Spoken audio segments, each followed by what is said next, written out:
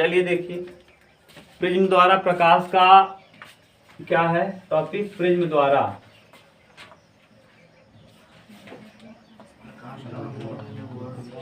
द्वारा प्रकाश का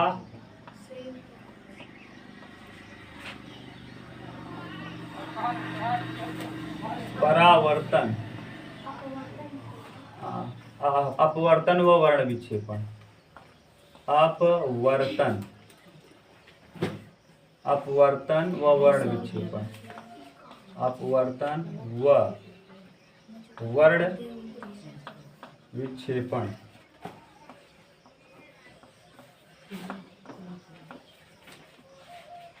तुमको क्यों अच्छा लग रहा है जानते हो आकाश? हाँ, तुमको क्यों अच्छा लगता है? तुम 9 में हो, 9 का पढ़े नहीं हो, सोच रहे हो यहाँ कवर कर रहे हैं, हमको मजा आ रहा है। जी कहन रच का मतलब जोन आगे मिले 10 का। हाँ, वह रच का आगे बताओ तुम। कुछ नहीं आगे बता रहे हैं, क्या बताएं।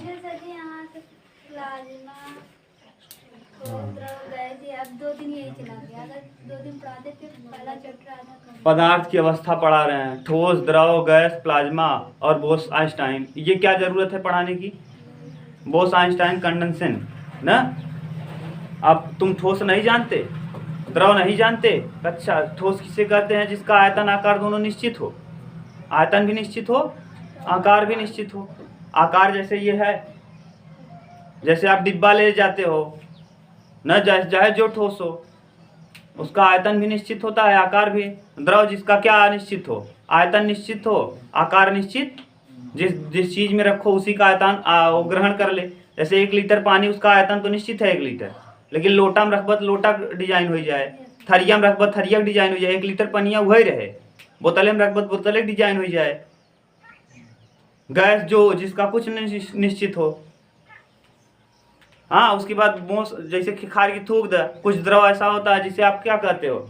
जैसे कभी कभी आदमी नाक छिड़क देता है, वो देखा है ऊपर पानी डाले तो ऐसे हिले फिर इधर आए, दरे हटे न, वही क्या है? प्लाज्मा है।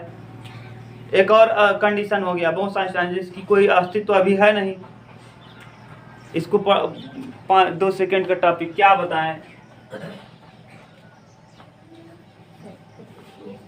हाँ, अरे जो आपके सिलेबस से वो है उसको पढ़ाएं डायरेक्ट।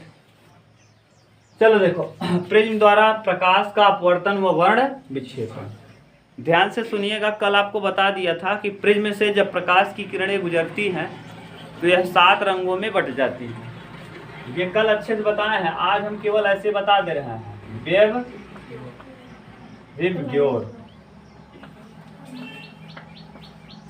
ये विजुअल रेज हैं जिन्हें हम देख पाते हैं ना। गामा किरणें है, अल्ट्रावायलेट रेज है, एक्स रे है जिनको हम देख नहीं पाते, मशीन देख पाती है। एक्सरे आप करवाने जाते हो, एक्सरे, एक्स माने एक्स किरणें, रे माने किरण। तो जिन गामा किरण बहुत खतरनाक किरण होती है, एक्सरे किरण होती है, अल्ट्रावायलेट रेज होती है जिनको हम देख नहीं पाते, यूवी रेज होती है जिनको हम देख नहीं पाते, लेकिन ये विजुअल रेज है। ये कैसी रेज है? विजुअल। विजुअल यानी जिन्हें हम देख सकें, विजुअल रेज, ऐसी किरणें जिन्हें हम देख सकें, तो ये विजुअल रेज का है। इसमें देखो वायलेट होता है, बैगनी, इंडिगो आसमानी, ये है बैगनी, इसे आसमानी कहते हो, आसमानी, या इसी का नाम है क्या? जामुनी। और फिर ब्लू, ब्लू माने नीला, नीला के बाद ग्रीन, ग्रीन माने हरा, हरा के बाद येलो, येलो माने पीला, फिर ऑरेंज, ऑरेंज माने क्या? नारंगी, और रेड माने लाल, रेड माने लाल। अब इसमें क्या दिक्कत? देखो, कल ये बता दिया था कि सबसे ज्यादा कौन मुड़ता है? सबसे ज्यादा मुड़ता है बैगनी रंग, और सबसे कम विचलन किसका होता है? लाल का। कल ये जो बताया था, लाल का विचलन सबसे कम होता है, यानी लाल रंग के विषय में, और हमको बैगनी के विषय में ज्यादा समझना है। तो लाल का तरंग दैर्घ्य क्या होता है? तरंग दैर्घ्य अधिक होता है, तरंग दैर्घ्य बहुत ज्यादा होता है। जिसकी तरंग दैर्घ्य ज्यादा होगी उसकी आवृत्ति, तो लाल रंग की आवृत्ति क्या होती है? कम होती है न। लाल रंग का आवृत्ति कम होता है। ये तरंग दैर्घ्य भी बता दिए थे कि 7800 से, हाँ, 7800 एंगस्ट्रॉन से 6800 एंगस्ट्रॉन तक तरंग दैर्ध्य होता है किसका? लाल रंग का। 7800 से 6800 एंगस्ट्रॉन, ये याद रखना। और उसके बाद बैगनी रंग के विषय में बताए थे। बैगनी खूब अच्छे से कल वाले वीडियो में बताए हैं। बैगनी में भी दो। हाँ, अब जो भी वीडियो पड़ेगा अब देखेगा इंडिया पे पड़ेगा, आप लोग उसी पे देखिएगा। हाँ 6400 है, 6800 6400 सही है। अब देखो यहाँ बैगनी का तरंग दैर्ध्य कम। तरंग दैर्ध्य क्या होता है? कम। तरंग दैर्ध्य कम होता है लेकिन इसकी आवृत्ति ज्यादा। आवृत्ति माने छेदने की क्षमता, इसमें छेदने चीरने फाड़ने की क्षमता ज्यादा होगी। तरंग दैर्ध्य यानी दिखने की क्षमता, ये ज्यादा दूर तक नहीं दिख पाएगा, ये ज्यादा दूर तक दिखेगा। ये विचलन, लाल का विचलन कम होगा, बैगनी का विचलन ज्यादा होगा। बैगनी रंग बहुत ज्यादा विचलित होती है जब प्रिज्म से गुजरती है तब। देखो यहाँ जैसे ये लिखे हैं, ये क्या बना दिए? ये प्रिज्म बना दिए। जब यहाँ से प्रकाश की किरणें गुजरती हैं तो ये सीधे निकलनी चाहिए ऐसे, लेकिन ऐसे ना निकल करके ये कितने रंगों में विभक्त हो जाएगी? 7। इन 7 रंगों में ये विभक्त हो जाती है। 1 2 3 4 5 6 और एक और 7, 7 रंग। तो इसे वेबज्योर कहते हैं। VIBGYOR। देखो इसमें अगर ध्यान से देखो तो ये बीचों बीच कौन सा रंग है? ग्रीन, यानी हरा रंग बीचों बीच है। एक बार पूछा था, अभी पढ़ाएंगे तब आपको समझ में आएगा। एक बार पेपर में पूछ लिया कि इंद्रधनुष में बीच वाला रंग कौन सा होता है? हरा होता है ना। क्यों? क्योंकि बीचों बीच जब कोई प्रकाश की किरण गुजरती है प्रिज्म से तो ऐसी स्थिति में 7 रंगों में बढ़ जाती है। तो बीच में कौन सा रंग मिलता है? बीच में देखो 3 इधर काट दो, 3 इधर काट दो, बीच में कौन बचा? यही पूछ लिया था। अगर दिमाग लगाते तो यहीं से प्रश्न हो जाता।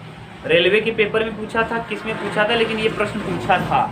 ठीक, कल ये सब बता दिए थे। देखो अगर इस हिसाब से देखो तो सबसे कम विचलन हुआ है लाल का और सबसे ज्यादा विचलित हुआ है कौन? बैंगनी रंग। तो इसीलिए लाल रंग का उपयोग हम कहाँ कहाँ करते हैं? खतरों के निशान में ना, और कोई सिग्नलों में किस रंग का उपयोग किया जाता है? लाल रंग का। कोई दिक्कत? आप समझ गए लाल रंग का उपयोग हम क्यों करते हैं? यही कारण है क्योंकि लाल रंग सबसे कम विचलित होता है। अब देखो ये कहलाता है किसकी घटना है? ये ना वर्ण विक्षेपण। वर्ण माने होता है रंग, विक्षेपण माने होता है बटना, यानी रंगों का अपने अवयवी रंगों में बट जाना ही क्या कहलाता है? वर्ण विक्षेपण। यानी रंग, जो भी रंग है 7 रंग, उन 7 रंगों का जब प्रिज्म से गुजरता है, यानी श्वेत प्रकाश जब किसी प्रिज्म से गुजरता है तो ऐसी स्थिति में वो अपने अवयव माने जो 7 रंग हैं अवयवी रंगों में क्या होता है? विभक्त हो जाता है, जिसे हम वर्ण विक्षेपण कहते हैं। वर्ण विक्षेपण में सबसे कम विचलित होता है लाल रंग, इसीलिए लाल का उपयोग हम ज्यादा करते हैं क्योंकि यह जो कम बिखरेगा वो ज्यादा दूर तक दिखेगा। ठीक, अब इसमें आप लोगों को बता दिए हैं कि इसकी कुछ घटनाएं हैं। जैसे माने किसी सिग्नल का उपयोग करना, लाल रंग का ही सिग्नल आप उपयोग करते हो क्योंकि ये कोहरे में भी आसानी से दिख सकता है। अब आपका इंद्रधनुष का बनना इसी पर आधारित है। किस पर? इंद्रधनुष। तो इंद्रधनुष किसे कहते हैं ये देख लो, आपके यहाँ दिया होगा इंद्रधनुष। इंद्रधनुष, इंद्रधनुष क्या होता है? जिसमें न परावर्तन अपवर्तन,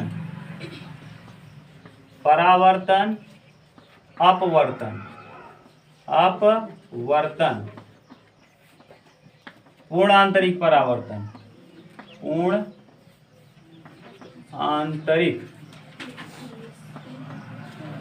परावर्तन, ये सब पढ़ा दिए हैं। पूर्ण आंतरिक परावर्तन, ऐसे पूर्ण आंतरिक परावर्तन का 3-4 घटना पढ़ाए थे। पानी में डली हुई परख नली का क्या दिखना? एंडोस्कोपी में इसका प्रयोग किया जाता है। और दूर तक देखने के लिए जो तार होता है उस तार में लाइट जला के भी दिखाए थे आपको कि कहाँ बहुत दूर तक चला जाएगा। ठीक, ये भी होता है किस पे आधारित? पूर्ण आंतरिक परावर्तन। तो परावर्तन, अपवर्तन, पूर्ण आंतरिक परावर्तन और वर्ण विक्षेपण। वर्ण विक्षेपण ये है। तो इंद्रधनुष किसे कहते हैं तो बताओ, आप भाषा परिभाषा लिख लोगे कि नहीं? कैसे लिखना रहेगा ये अभी लिखवा दिए हैं आपको। हाँ, इंद्रधनुष किसे कहते हैं ये आएगा नहीं पेपर में, लेकिन जानते रहो ना। और ये कैसा बनेगा? अर्धचंद्राकार। कैसा? अर्धचंद्राकार। अर्धचंद्राकार,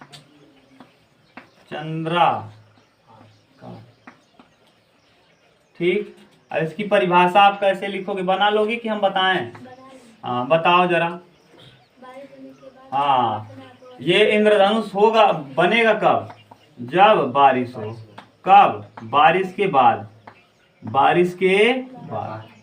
बारिश के बाद आसमान में वर्षा की कुछ बूंदें बची रह जाती हैं ना। जब श्वेत प्रकाश उससे क्या होता है? टकराता है। तो टकराने के पश्चात उसमें परावर्तन, अपवर्तन, पूर्णांतरिक परावर्तन और वर्ण विक्षेपण के पश्चात एक अर्धचंद्राकार आकृति बनती है, जिसे हम क्या कहते हैं? इंद्रधनुष। बरसात के बाद क्या कर रही हो? बरसात के बाद यानी वर्षा के बाद जब प्रकाश की किरणें वर्षा की बूंदों पर पड़ती है, ऐसी बूंदें जो हल्की थी और कहाँ नहीं गिर पाई? जमीन पे नहीं गिर पाई, यानी हमारे पृथ्वी पर नहीं आ सकी, वहीं पर रुक गई। तो जब बरसात के बाद सूर्य निकलता है, बादल हटेगा, सूर्य की प्रकाश की किरणें उस बूंदों पे पड़ेंगी, और जब बूंदों पे पड़ेंगी तो वहाँ परावर्तन होगा, अपवर्तन होगा, पूर्णांतरिक परावर्तन और वर्ण विक्षेपण की वजह से एक अर्धचंद्राकार क्या दिखेगी? आकृति, जिसे हम कहते हैं इंद्रधनुष। क्या कहते हैं? इंद्रधनुष की एक खूबसूरती है कि ये तभी बनता है जब सूर्य के विपरीत दिशा में हो। जब सूर्य कहाँ हो? इसके विपरीत। जैसे दोपहर 12 बजे इंद्रधनुष बनेगा ही नहीं। क्यों? क्योंकि जैसे यहाँ सूर्य है तो इंद्रधनुष यहाँ बनेगा, यहाँ सूर्य है तो इंद्रधनुष यहाँ बनेगा, लेकिन अगर ऊपर है तब तो ऐसी स्थिति में पहली बात तो वर्ण विक्षेपण होगा ही नहीं। वर्ण विक्षेपण कब होता है? एकदम डायरेक्ट वर्ण विक्षेपण होगा नहीं, एकदम दोपहर वाले समय में 12 बजे, ठीक 12 बजे वर्ण विक्षेपण होगा ही नहीं। प्रिज्म ला के आप गुजारो, वर्ण विक्षेपण घटना देखने को नहीं मिलेगी, ठीक। तो वर्ण विक्षेपण जब होगा तभी आपको क्या देखने को मिलेगा? इंद्रधनुष, ठीक। तो इंद्रधनुष कब देखने को मिलता है? इंद्रधनुष दोपहर को देखने को नहीं मिलता, यानी इंद्रधनुष दोपहर में कब नहीं मिलेगा? 12 बजे तक। तो इंद्रधनुष की घटना इवनिंग, दोपहर में, हाँ दोपहर में नहीं दिखेगा, यानी 12 PM लिख लो। 12 AM PM जो भी दिया हो, PM ही बोलते हैं। 12 जैसे ही बजा AM की जगह क्या दिखाने लगता है? PM। तो 12 बजे कोई इंद्रधनुष दिखेगा नहीं। मॉर्निंग में, अरे सीधा याद करो, सूर्य के विपरीत। इंद्रधनुष कहाँ बनता है? सूर्य के विपरीत दिशा में। सूर्य के विपरीत दिशा में। याद रखना कि हमेशा इंद्रधनुष कहाँ बनेगा? सूर्य के विपरीत दिशा में। अब दोपहर में तो सूर्य के विपरीत कुछ होता ही नहीं, एकदम सीधा होता है, इसलिए दोपहर में इंद्रधनुष बनता नहीं। तो इंद्रधनुष बनने का नियम, इंद्रधनुष किसे कहते हैं? बरसात के बाद जब वर्षा की बूंदें जो वातावरण में रह जाती हैं, जो जमीन पे नहीं आ पाती हैं, जब उनमें श्वेत प्रकाश की किरणें गुजरती हैं, तो वह परावर्तन, अपवर्तन और पूर्ण आंतरिक परावर्तन, वर्ण विक्षेपण की वजह से वे 7 रंगों में क्या हो जाती हैं? विभक्त हो जाती हैं, जिसे हम क्या कहते हैं? 7 रंगों में विभक्त होने की वजह से एक अर्धचंद्राकार आकृति बन जाता है, जिसे हम इंद्रधनुष कहते हैं। बहुत ध्यान से समझोगे तब। बरसात के बाद बारिश हुआ, बारिश के बाद, अब बारिश होने के बाद जो जो बूंदें ऐसी थी जो जमीन पे आ सकती थी, वजन थी, वो कहाँ आ गई? गुरुत्वाकर्षण की वजह से नीचे। लेकिन कुछ बूंदें ऐसी थी जो बहुत ही हल्की थी, आसमान में ही क्या करने लगी? तैरने लगी। तो जब प्रकाश की, अब उसके बाद सूर्य निकलेगा, और सूर्य निकला तो मान लो इस तरफ सूर्य निकल रहे हैं पूरब में, तो पश्चिम में जैसे सुबह सुबह बारिश हो गई, और बारिश होने की वजह से बारिश की बूंदें गिर गई, कुछ बूंदें कहाँ रह गई? आसमान में। अब आसमान में बूंदें रह गई तो पूरब की, जब सूर्य का प्रकाश पूरब से जाके कहाँ टकराया? बूंदों से टकराया, तो बूंदों में 3-4 घटनाएं देखने को मिलेंगी। परावर्तन, अपवर्तन, पूर्णांतरिक परावर्तन और वर्ण विक्षेपण की वजह से इन बूंदों में ये बूंद एक अर्धचंद्राकार क्या बना लेते हैं, आकृति बना लेते हैं, जिसे हम क्या कहते हैं, इंद्रधनुष कहते हैं। इंद्रधनुष दो प्रकार का हो सकता है कि, और इंद्रधनुष बनेगा कब, सूर्य के विपरीत दिशा में बनता है, और यह मॉर्निंग और इवनिंग में बनता है। दोपहर में इंद्रधनुष कभी नहीं बनता, या तो सुबह बनेगा या तो शाम में बनेगा, यानी ये मॉर्निंग और इवनिंग में बनता है, कभी दोपहर में नहीं बनता है। ठीक, इंद्रधनुष कितने प्रकार का होगा, तो दो प्रकार का होगा, एक प्राथमिक इंद्रधनुष और एक का नाम रहेगा कौन सा, प्राथमिक, और एक का नाम कौन सा रहेगा, द्वितीयक। प्राथमिक इंद्रधनुष और द्वितीयक इंद्रधनुष। ठीक, तो इंद्रधनुष कितने प्रकार का अगर पूछेगा तो कितने प्रकार का, दो। ये देखो जैसे 7 रंग है ना, देखो ये 7 रंगों में बटेगा। पहले हम यहाँ लिख दे रहे हैं, इसमें देखो 2 बार क्या होगा, 2 बार, ये पूछता प्रश्न है बड़ी परीक्षा में, 2 बार इसमें होता है परावर्तन, 2 बार क्या, परावर्तन, और 1 बार अपवर्तन। 2 बार परावर्तन और 1 बार,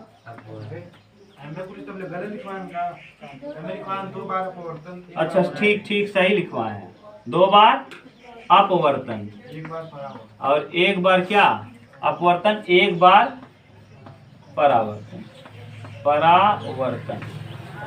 अब द्वितीयक यानी सेकेंडरी, सेकेंडरी से याद कर लो, दोनों 2-2 बार, ये भी 2 बार और ये भी 2 बार, यानी परावर्तन भी 2 बार और अपवर्तन भी, तो यानी अपवर्तन भी कितनी बार, 2 बार, और परावर्तन भी कितनी बार, 2 बार।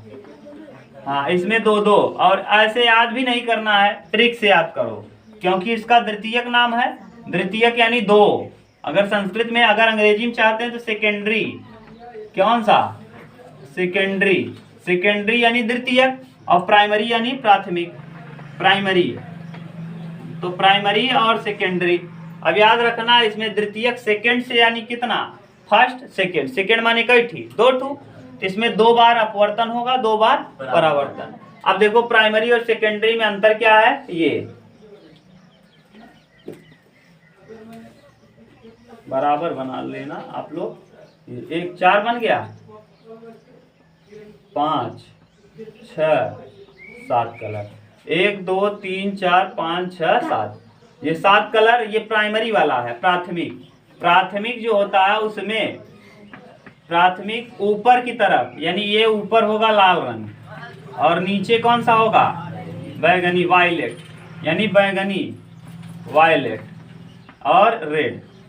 लेकिन अगर द्वितीयक की बात करेंगे, 1 2 3 4 5 6 और 7, अगर द्वितीयक की बात करेंगे तो बैगनी कहाँ हो जाएगा, ऊपर, और लाल रंग कहाँ हो जाएगा, नीचे, लाल रंग कहाँ हो जाएगा, नीचे, ये है। ठीक, प्राइमरी और सेकेंडरी आप कैसे बताएंगे कि जब बरसात के बाद वर्षा की कुछ बूंदें आसमान में टिकी रह जाती हैं, जब सूर्य की किरणें उस पर पड़ती हैं, विपरीत दिशा से सूर्य की किरणें उन वर्षा की बूंदों पर पड़ती है, तो ऐसी स्थिति में वह अपने अवयवी रंगों में क्या हो जाता है, विभक्त हो जाता है, 7 रंगों में बट जाता है, और 7 रंगों में बटने के पश्चात एक अर्धचंद्राकार आकृति बनती है, जिसे हम इंद्रधनुष कहते हैं। इंद्रधनुष 2 प्रकार का होता है, एक प्राथमिक इंद्रधनुष और एक द्वितीयक इंद्रधनुष। प्राथमिक इंद्रधनुष में ऊपर लाल रंग होता है, नीचे बैगनी रंग। द्वितीयक इंद्रधनुष में ऊपर बैगनी रंग, नीचे लाल रंग होता है। प्राथमिक इंद्रधनुष में 2 बार अपवर्तन होता है और 1 बार परावर्तन, जबकि द्वितीयक इंद्रधनुष में 2 बार परावर्तन और 2 बार अपवर्तन देखने को मिलता है। इंद्रधनुष सदैव सूर्य के विपरीत दिशा में बनता है, दोपहर में इंद्रधनुष नहीं बनता है। ये सारी घटनाएं किसके हैं, वर्ण विक्षेपण की। वर्ण विक्षेपण क्यों, क्योंकि इंद्रधनुष कितने रंगों में बटा, 7 रंगों में बट गया, और 7 रंगों में बट गया। अगर रंगों में बट जाना क्या कहलाता है, वर्ण।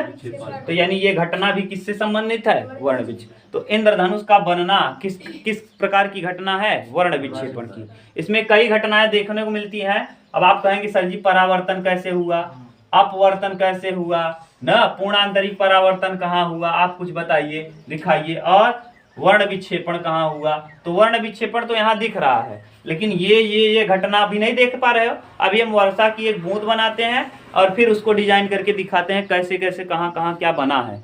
तुम लोग तो पढ़े नहीं हो, तुम्हारी किताब में दिया है, एक वर्षा का बूंद दिया है, आने वाली किरण को ले गया है, आने वाली किरण हवा से गई है, फिर जाके पानी में गई है, पानी दूसरा माध्यम हो गया। अब पानी में यह देखो एक अभी बना के दिखा दे रहे हैं सब कुछ। ये वर्षा की बूंद है, थोड़ा बड़ा बनाएंगे जैसे आपको अच्छे दिखे।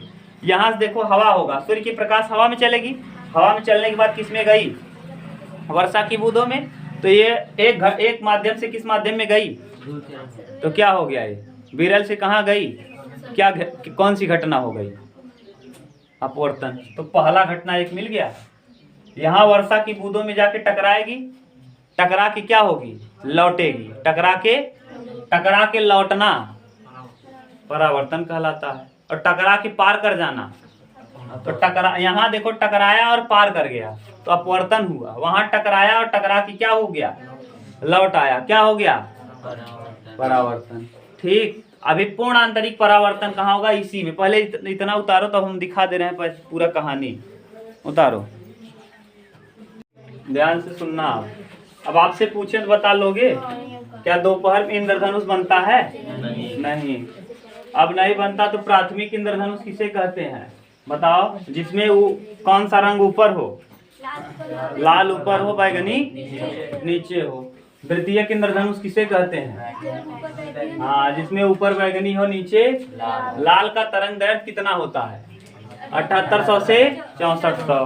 बैगनी का तरंग दैर्घ्य कितना होता है, हाँ, 4300 से 4000।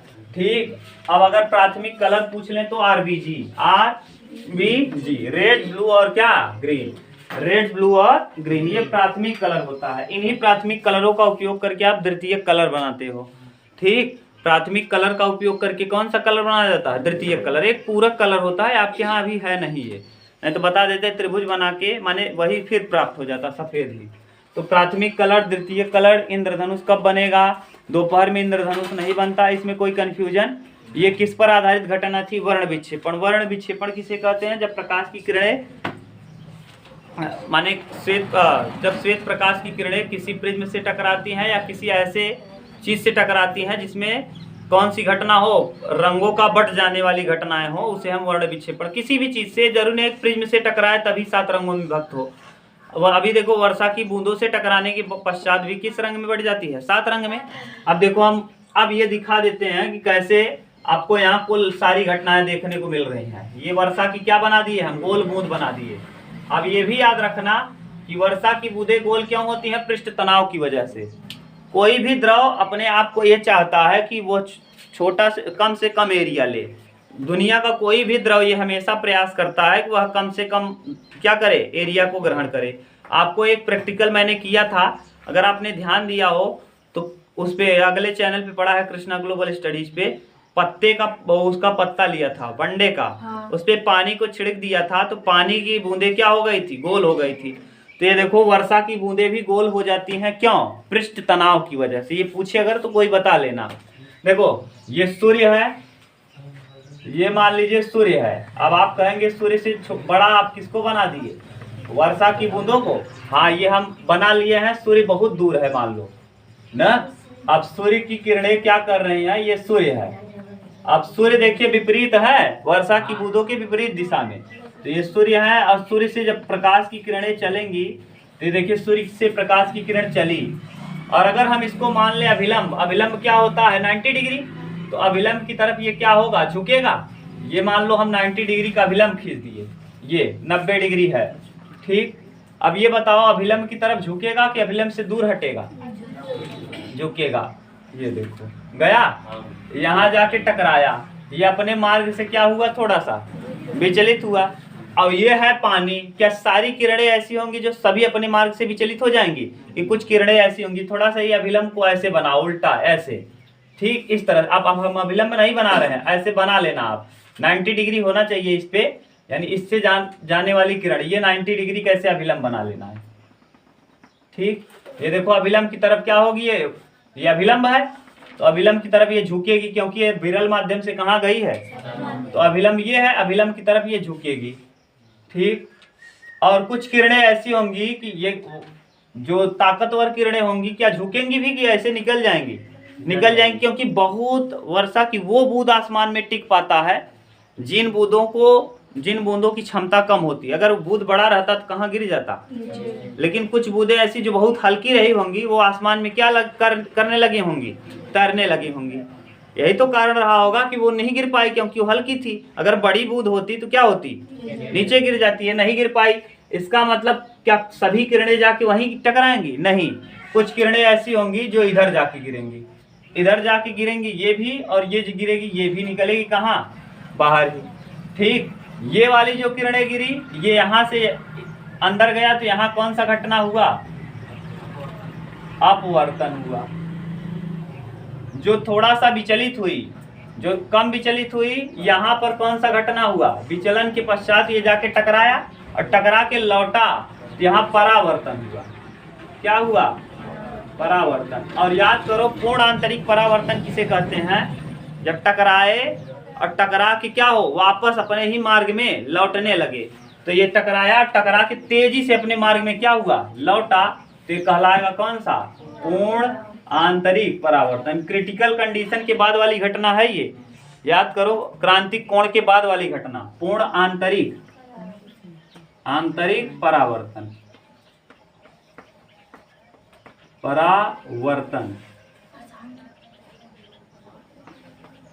ये पूर्ण आंतरिक परावर्तन की घटना है। ये जाने वाली किरण है ये, और ये लौटने वाली किरणें हैं। ठीक, और लौट के ये 7 रंगों में क्या होती है, विभक्त हो जाती है। ये ऊपर की तरफ है लाल रंग, कौन सा, लाल, और नीचे की तरफ बैंगनी। और रंगों में बटने की क्रिया को आप क्या कहते हो, वर्ण विक्षेपण। तो यहाँ क्या देखने को मिल गया, जरा देखो कितनी घटनाएं मिली।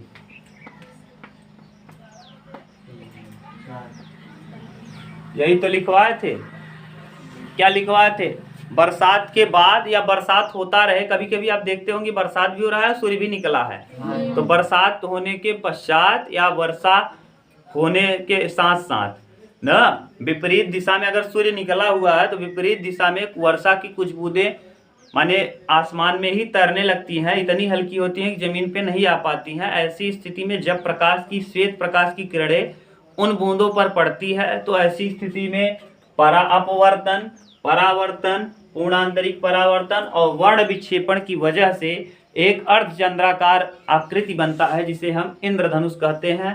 इंद्रधनुष 2 प्रकार का होता है। कौन सा इंद्रधनुष कहेंगे आप, प्राथमिक, और एक कहेंगे द्वितीयक। अगर ऊपर की तरफ लाल रंग दिख रहा है समझ जाना प्राथमिक है, और ऊपर की तरफ अगर बैंगनी दिख रहा है समझ जाना। तो अगर प्राथमिक होगा तो 2 बार अपवर्तन होगा और 1 बार परावर्तन होगा, 2 बार अपवर्तन और 1 बार।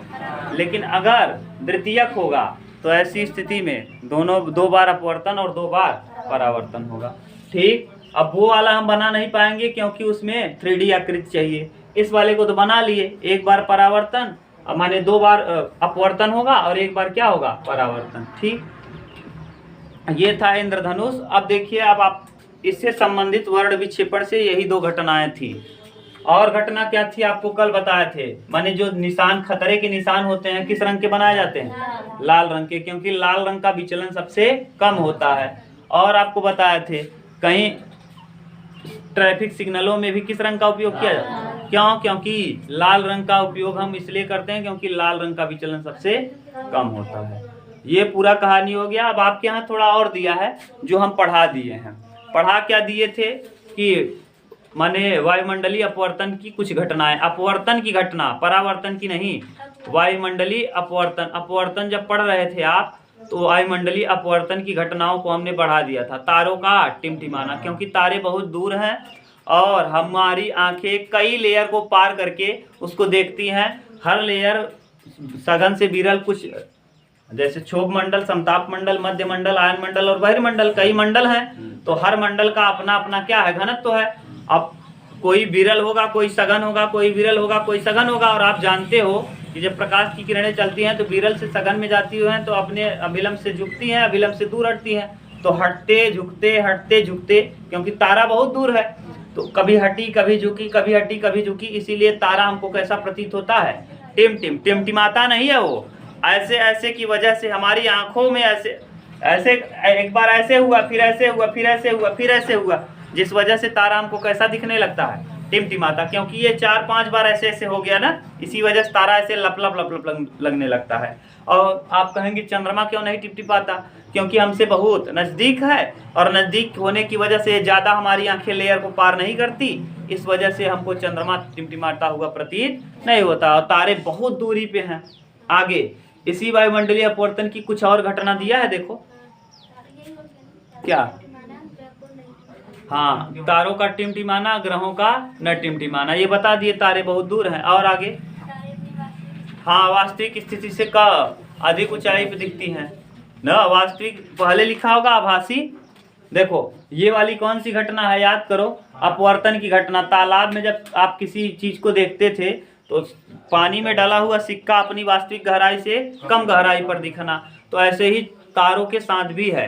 तारा देखो आप बनाया होगा, तारा ऐसे पहले लिखा होगा, यहाँ वास्तविक लिखा होगा, और फिर यहाँ दूर ले गया होगा, वहां लिखा होगा आभासी। तारे में देखो वहां लिखा होगा, यहाँ देखो एक यहाँ तारा बनाया होगा और एक यहाँ तारा बनाया होगा। आदमी यहाँ खड़ा होगा ऐसे, रुक जाओ,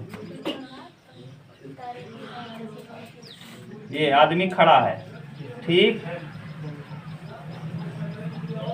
ये आदमी खड़ा है और इसको आदमी क्या कर रहा है, इसको भी देख रहा है और इसको भी देख रहा है। तो बताओ यहाँ वाले में क्या लिखा है, किरण का मार्ग। ये तो किरण का मार्ग है पागल, इसका इस तारे का नाम, तारे का आभासी। हाँ,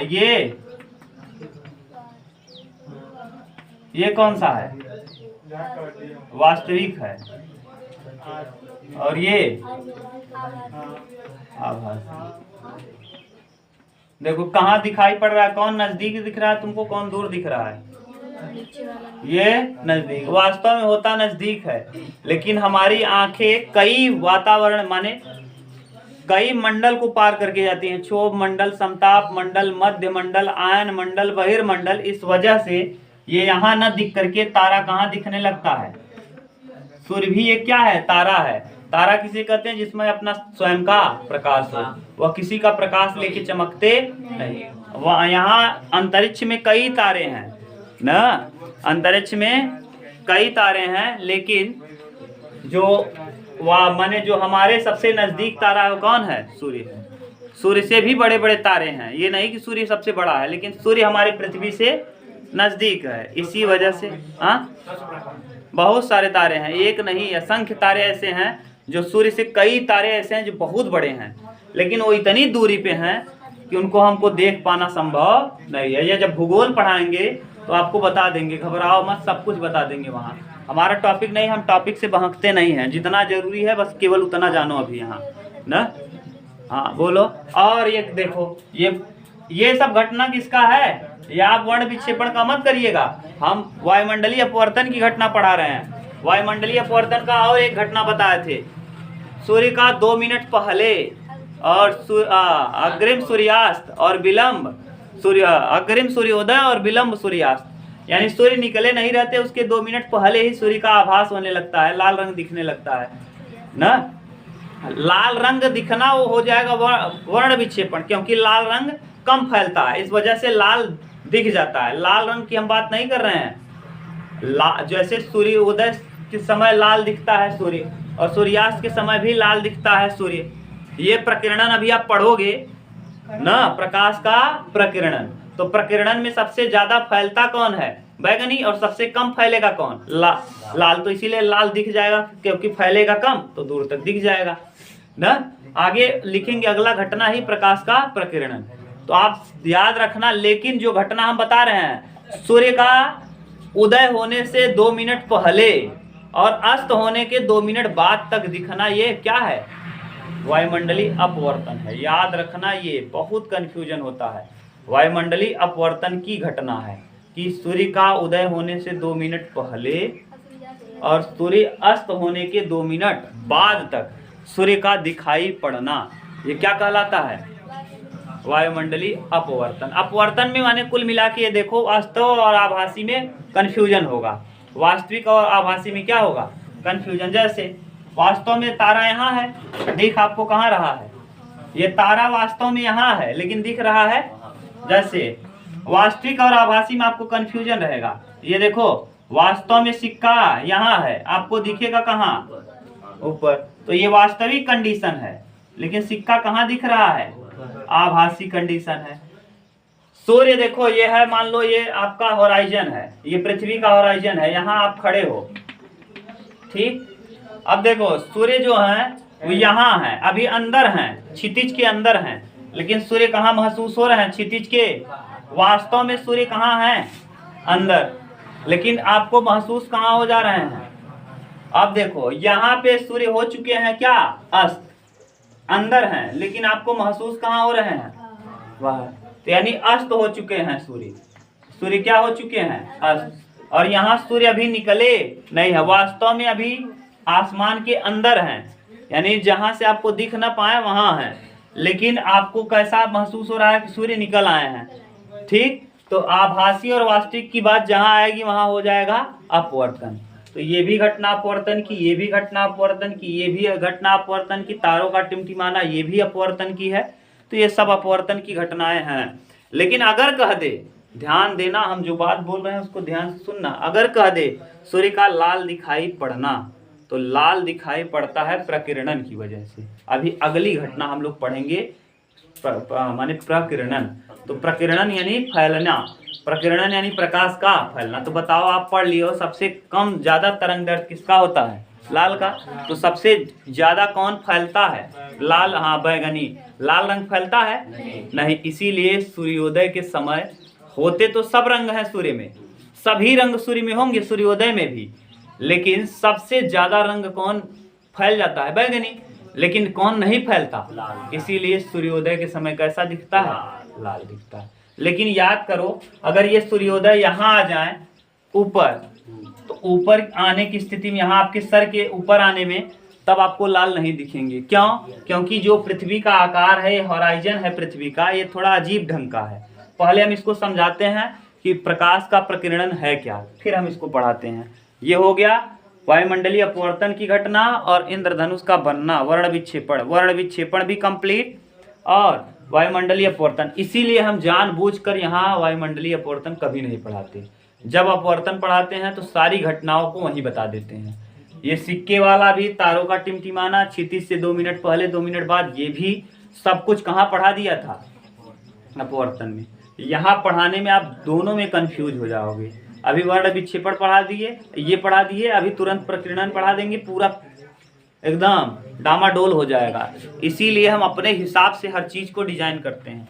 ये आपको केवल आपके नॉलेज के लिए यहाँ बता दिए, आप जाके वहाँ देखना वीडियो में, हम सब कुछ बताएं। ये सिक्के वाला भी बताए हैं, उठौआ न, ये उठौआ, चमकौआ, भगौआ, ये 3 तरीके का बताए थे, वहीं बता दिए थे।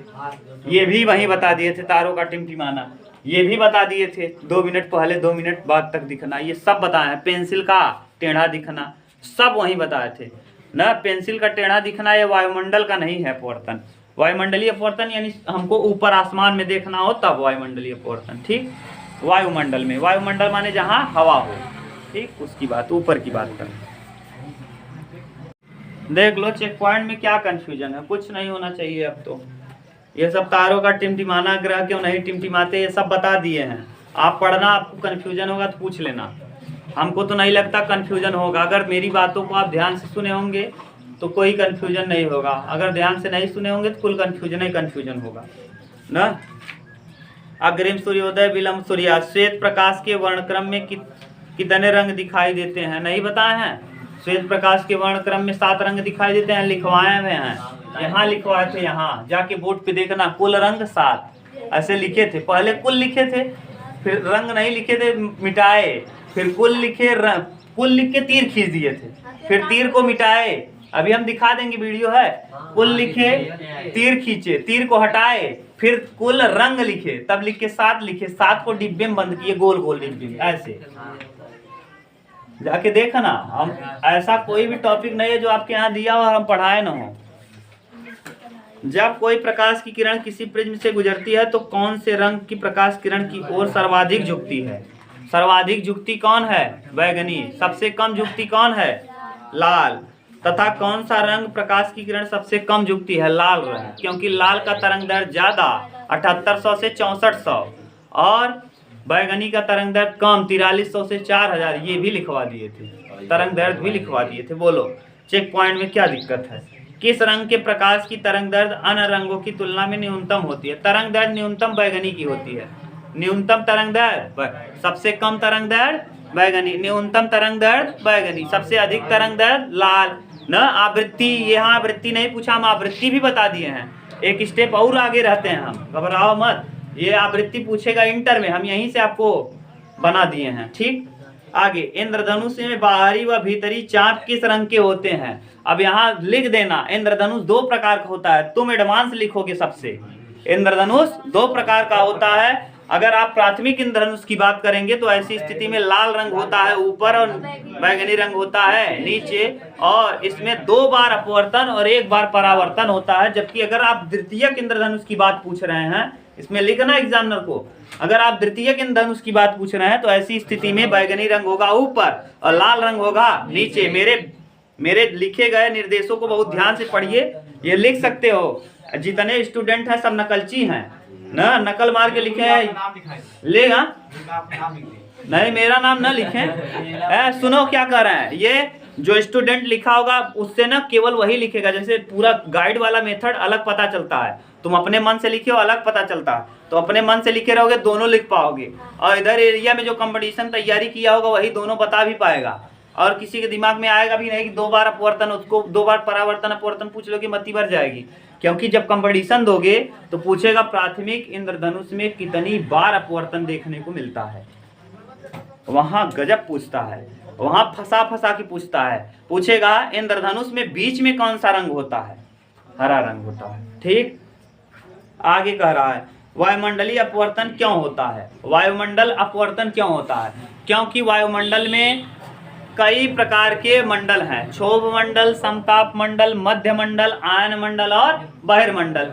इतने मंडल होने की वजह से सभी का घनत्व, सभी का सघन माध्यम और विरल माध्यम चेंज होता है। किसी का माध्यम सघन होगा तो किसी का माध्यम विरल होगा। कोई जैसे 5 मंडल हैं, क्षोभ मंडल, समताप मंडल, मध्य मंडल, आयन मंडल और इतने मंडल में कोई मंडल ऐसा है जो सघन है, कोई विरल है। और जब प्रकाश की किरणें सघन से विरल में चलती हैं या विरल से सघन में चलती हैं तो या तो अभिलंब से दूर हटती हैं या अभिलंब की तरफ झुक जाती हैं।